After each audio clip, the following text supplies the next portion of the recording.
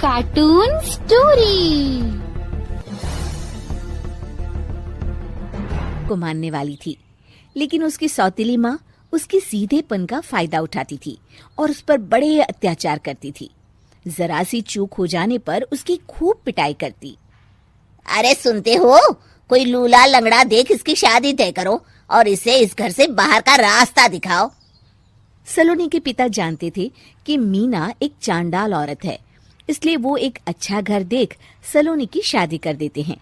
लेकिन वहां भी सलोनी से जलने वालों की कमी नहीं थी। सलोनी की ननद निकिता उसे बिल्कुल पसंद नहीं करती थी। सलोनी, बात तो सुनो जरा।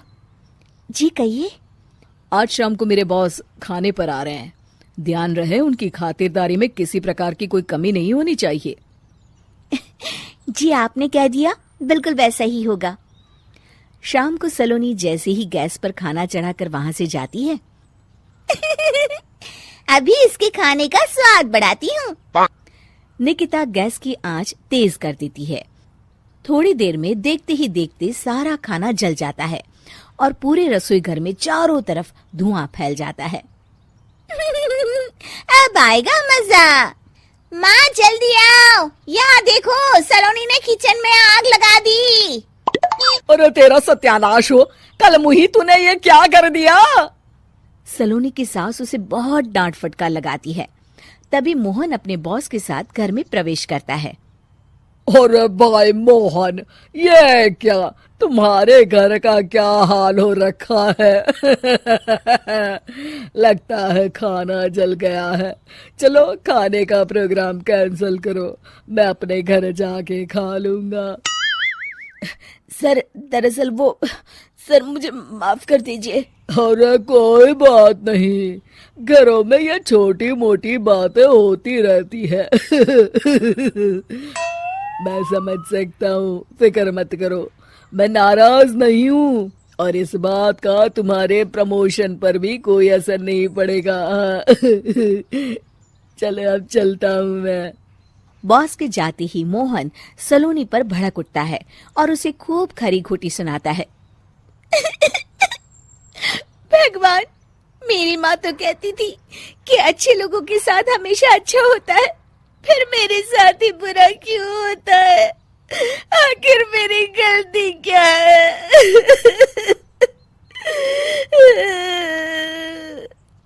तभी आकाशवाणी होती है। बेटी, अब तुम्हें कोई दुख नहीं दे पाएगा। तुम्हारा बुरा सोचने वाले के मन की सारी बातें तुम पहले ही जान जाओगी। अगले दिन सलोनी निकिता को चाय देने उसके कमरे में जाती है। तब निकिता के मन में कुछ बातें चल रही थी। कल तो मैंने सिर्फ खाना जलाया था, अब तू देखती जा सलोनी, तेरा इस घर में जीना हराम कर दूंगी। अच्छा, तो ये बात है, अब इसे सबक सिखाना ही पड़ेगा। कुछ दिनों के बाद, सलोनी, मेरे कपड़े जल्दी से प्रेस कर दो, ऑफिस के लिए देर हो रही है। सलोनी मोहन के कपड़ों के पास प्रेस गर्म होने के लिए रख देती है और अपने कमरे में चली जाती है। तभी हॉल में निकिता आती है। सलोनी चुपके से उसे देख रही होती है। आज अगर मैंने ये कपड़े जला दिए तब तो पक्का मेरा भाई इस सलोनी की बच्ची को धक्के मार के घर से बाहर निकाल देगा। अरे तू क्या मुझे निकलवाएगी? महादेव है मेरे साथ। ठहर जा निकिता, आज तो तेरी खैर नहीं। सलोनी अपने पति मोहन को बुला लाती है और निकिता की सारी करतूत दिखाने लगती है। निकिता गर्म प्रेस मोहन के कपड़ों पर रखकर अपने कमरे में चली जाती है। मेरी बहन इतनी बड़ी चालबाज निकलेगी, मैंने तो सोचा ही नहीं था। मुझे माफ कर दो सलोनी, मैं तुम्हें गलत समझ रहा था। मोहन निकिता को बुलाकर उसे खूब डांट फटकार लगाता है। उस दिन के बाद से सलोनी की जिंदगी पूरी तरह बदल जाती है। सलोनी हर किसी के मन की बात सुन लेती थी। दूसरी तरफ निकिता का कोई भी दांव सलोनी पर नहीं चलता था और आखिरकार वो भी सलोनी के आगे घुटने टेक देती है।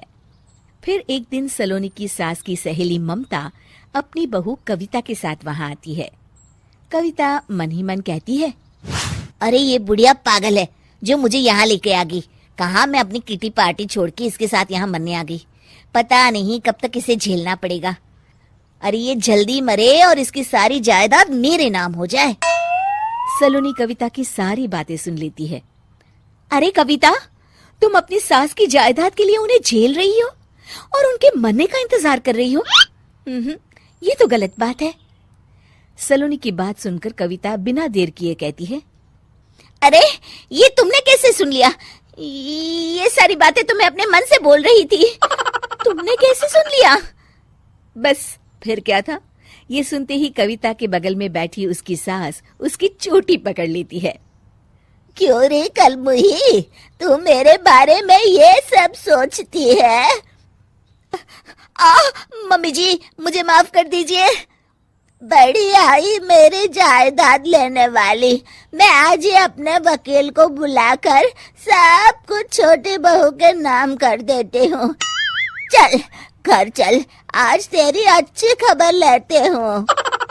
इस तरह सलोनी लोगों के मन की बातें सुन लेती थी, लेकिन धीरे धीरे सलोनी को एहसास होता है कि उसके आसपास के सारे लोग एक दिखावे की जिंदगी जीते हैं और सब एक दूसरे के बारे में बुरा ही सोचते हैं।